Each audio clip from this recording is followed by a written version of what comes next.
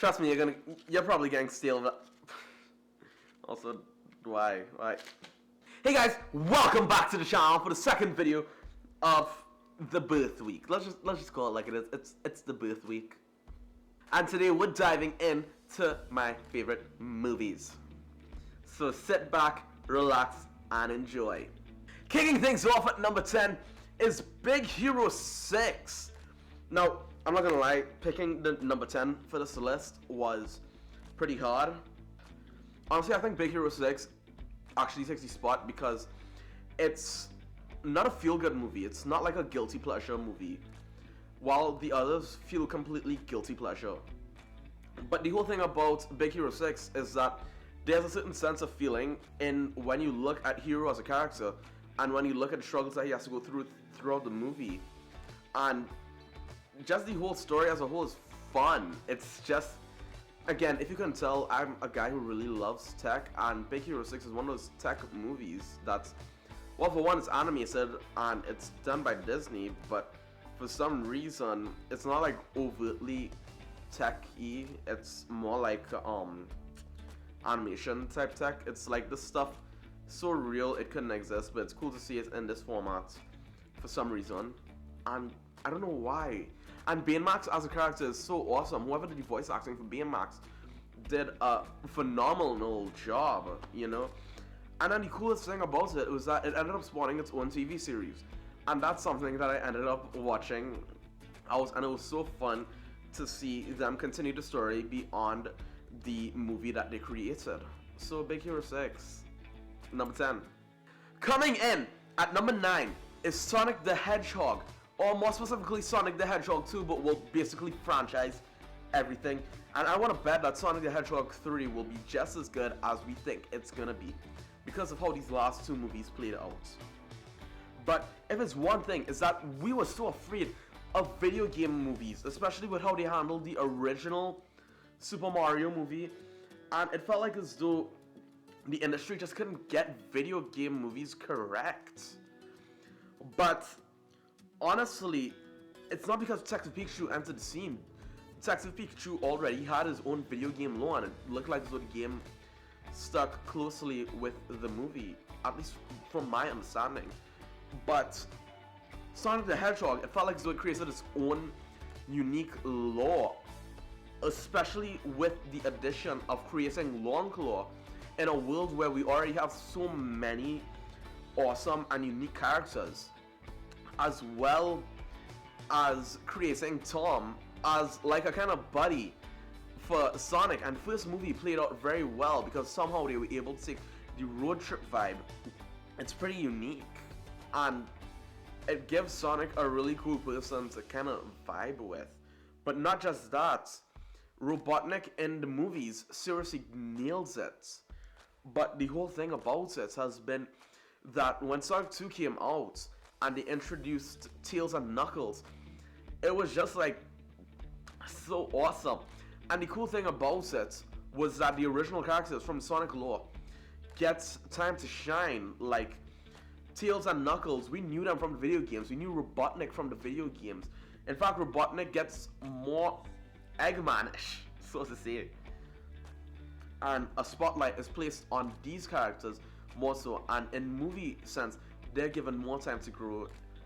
And so, really, Sonic the Hedgehog 2 has really been doing well, and the entire Sonic movie series as a whole. I feel like as though if Sonic doesn't continue as a video game character, he at least has the legs to continue as a movie character, and I'm kind of excited to see Sonic the Hedgehog 3 come out soon. Coming in at number 8 is Free Guy. The whole thing about Free Guy, well, first of all, Ryan Reynolds, he knocks out all of his performances. This one was no different. And when you come to think about it, his previous performance as Detective Pikachu, technically that was based on a video game as well. The more you know. But honestly, him playing Guy, it's just so funny, especially when you realize how little he actually knows. And technically he's in this sort of like sentience, and at the same time seeing these two worlds kind of join together in this sort of sense.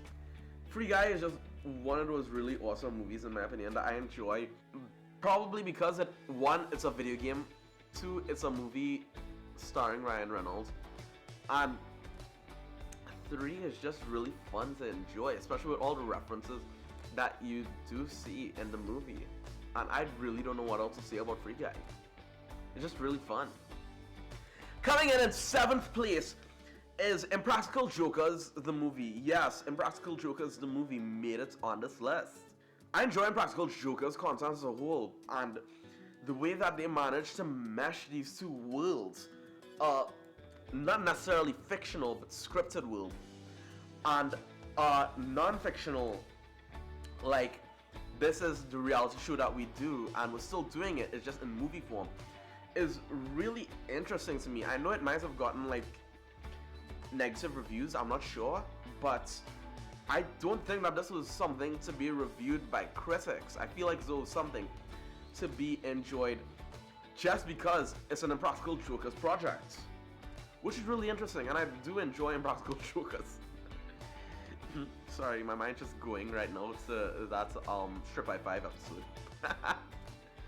That gets me in the mood. Coming in at number 6 is Ant-Man Quantumania. And the whole thing about it is that Ant-Man is my second favorite MCU character. And the way I would compare it is if Star Wars and I think Halo had a baby. But first of all, Ant-Man is a technical marvel in my opinion, or at least this movie is a technical marvel, given how much effects that they had to use to make it come alive, because unlike previous movies, the whole movie takes place inside of the quantum realm. And the world that they create, well, that's why I said it's part if Star Wars had a baby, because a lot of what they do in the quantum realm feels a lot Star Wars-esque. But it was also a good introduction to Kang the Conqueror, and I'm excited to see him return. And if you think that's a spoiler, come on, everybody, we knew that Kang was coming back. Come on. It's pretty interesting how they managed to make this whole story come together, and plus, as a bonus, seeing Cassie and Scott like finally get that father-daughter time to the extent that we should be seeing it on screen. I know we would have liked to have seen Kid Cass get father-daughter time with Scott, but I think this movie does it really well. And if I'm being honest, there was a personal connection in this movie to me, in my head, and I'm not gonna say what it is for reasons, but I just really enjoyed this one. Top notch. Coming in at number 5 is The Simpsons movie. And I know you're wondering, like, gee, The Simpsons movie. Well, first of all, The Simpsons movie is the oldest selection on this list, if you couldn't tell. It's been one of those movies that I actually found really interesting that they went with. They managed to give everybody a kind of personal storyline and make it work, even though in certain aspects it seems like Lisa's storyline kind of gets shafted. But the whole story that they came up with was actually pretty interesting in my opinion. But it's not something that you'd only see in a Treehouse of Horror.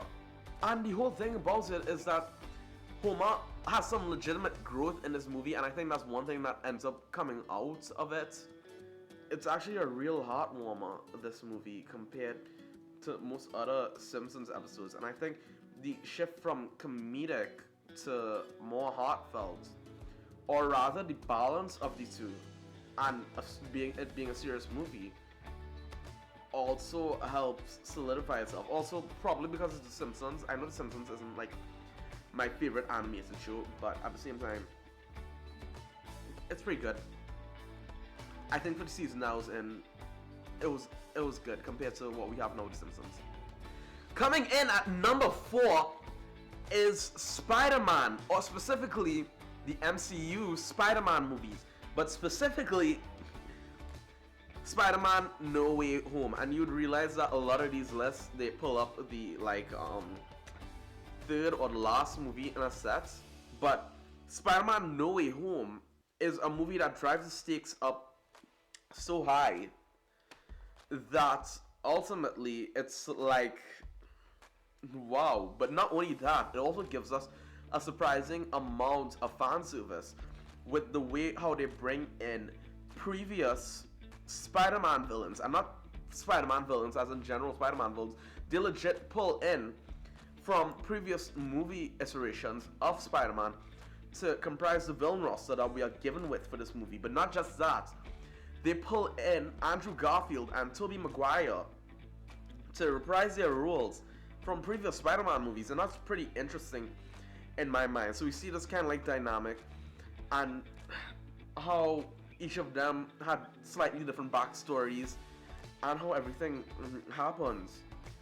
And they play off each other very well, but I think the thing that also kind of makes it so unique is how they just manage to straight up Peter's life is on the line, and I feel kind of sorry for him at the end of Far From Home. And I understand the stakes. For some reason, you sympathize with Peter more in this movie, even with the choices that he makes. Like Mysterio dead, but he takes one last stab at Peter. Peter tries to reverse his life and get it back to normal. And so he goes to Doctor Strange, and I understand where Peter's coming from. It's so hard to honestly look. Spider-Man No Way Home, best movie out of the three. I think Tom Holland really nails it as Spider-Man, and I really love the story, and I love the stakes that No Way Home puts into it, and just the way how it ends. The way how this movie ends is a sign of Peter's full-on growth, in my opinion, where he could put others and he could put the world ahead of himself, and that is interesting to me. My only question now is how will they build upon the Spider-Man that we've seen in No Way Home when the fourth Spider-Man movie comes out. Coming in at number 3 is Captain America Civil War, and I mean specifically Captain America Civil War. Honestly, I love that they make this a team-up movie, and that we see multiple characters from multiple iterations of various MCU movies come together for one battle. And so it's pretty cool to see not only Tony Stark and Hawkeye and Natasha, Black Widow, but we also see Ant-Man, which I don't know if I said it before, but second favorite MCU character on a whole.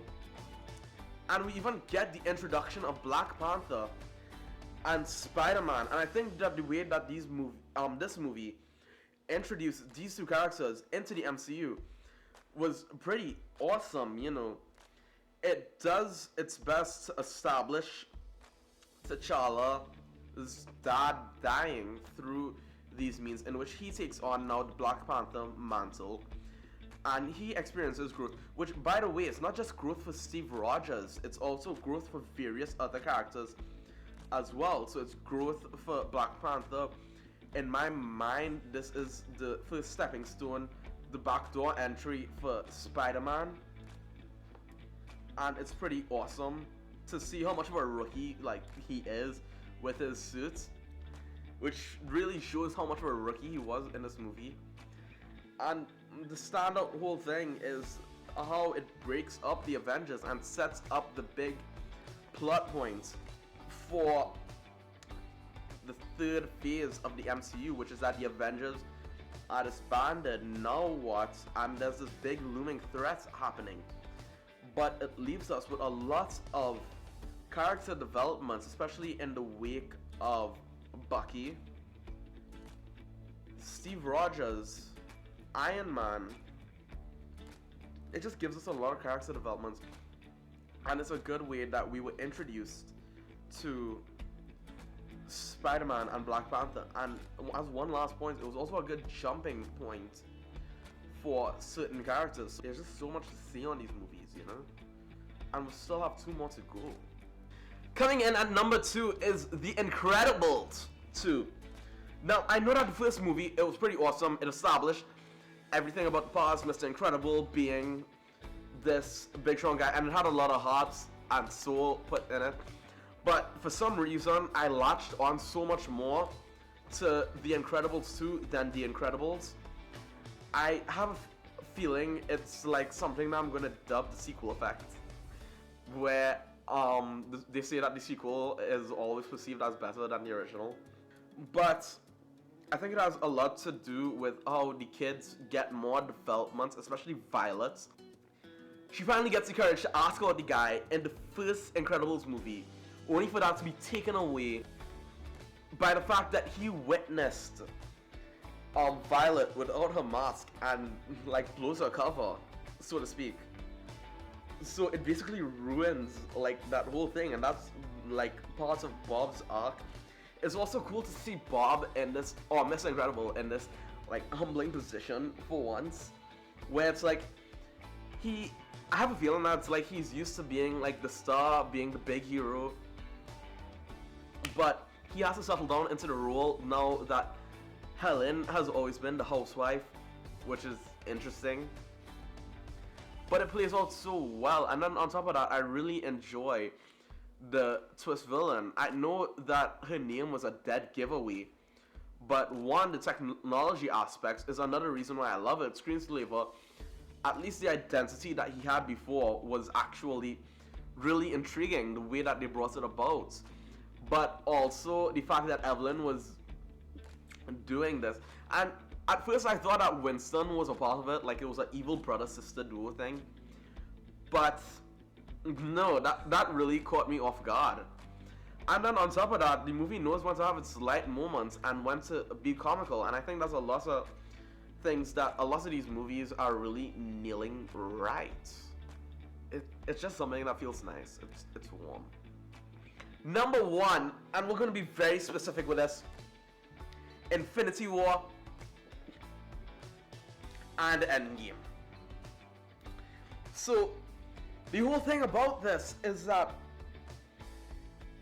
these movies were basically the build-up point to everything that we have been looking forward to for the past 3 phases, finally coming together in this way. And the way that Infinity War and Endgame does it is especially interesting. So to start off with, it's cool to see Infinity War split itself into 3 separate pieces, with the Iron Man arc, the Captain America arc, and the Thor arc, which is kind of symbolic of those 3 being the big MCU characters.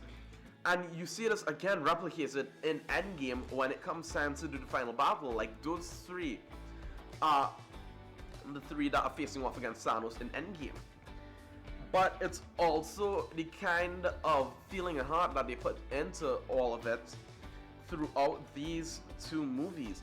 First of all, it's a good way that they bring this ensemble cast together. So you don't just have the regular Avengers who show up. Like, we have Hulk, we have Hawkeye, we have Thor, Cap, Iron Man, Black Widow.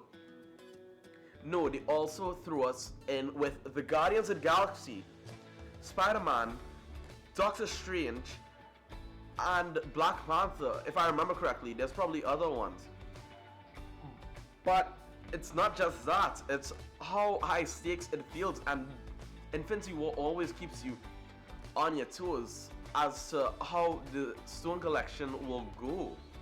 And Endgame is just very symbolic of, my point is that everybody is seeing like a sort of loss in this, and you're seeing how they're trying to cope with it.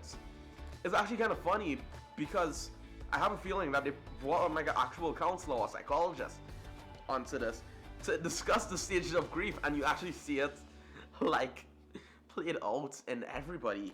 Infinity War and Endgame brought the storyline so well together, and the ensemble cast that we get to enjoy it with, and especially the fight scene at the end of Endgame, is just so awesome. And it's what I've come to love about how the MCU could bring together all these various elements and make something so enjoyable, something that feels so high stakes, still have a bit of comedy and heart in it, and then at the same time also come back, and it's just a good time all around. And that's honestly, I see why the MCU is so loved.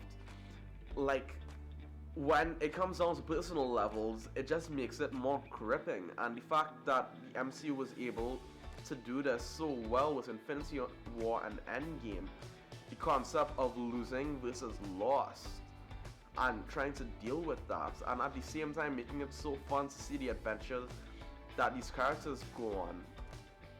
it's awesome, Alright guys, and that's it for my top 10 movies as I turn 23. Guys, the best present that you could give me is to subscribe to the channel. Like, it's so easy, just press it down below. And guys, this one was so hard to articulate because I don't know, movies just have a certain way of connecting us, and I know I'm probably hitting out to the more comical stuff and into like just the serious territory, but for real, like, I don't know, maybe it's just me from the fact that earlier today I went and I saw Ant-Man Quantumania and I felt that family vibe all throughout it. I don't know. But anyway guys, until then, I will see you all in the next one. Peace.